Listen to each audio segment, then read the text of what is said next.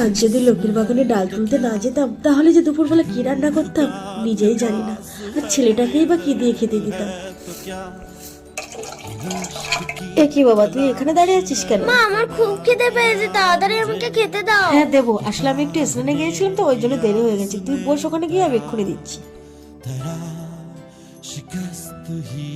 এই নে বাবা, তাড়াতাড়ি খেয়ে নে। মা, এখানে তো শুধু শুধু ভাত, তাহলে তাড়াতাড়ি লবণটা দাও। বোকা, শুধু ভাত কেন হবে? আমি তো বিট্টুদের বাগান থেকে ডাল তুলে সেই ডাল বাড়ি এসে ভেজে ভাঙিয়ে তারপরে তো আমি ডাল রান্না করেছি। এই দেখ, তাকে ডালটা কিন্তু খুব ঘন করে করেছি, দেখ তাড়াতাড়ি খেয়ে। খুব টেস্টি। আমি তো ডাল খাই না, তবু মা যখন আমাকে দিয়েছে তাহলে মনে হয় আর কোনো ব্যবস্থা করতে পারিনি।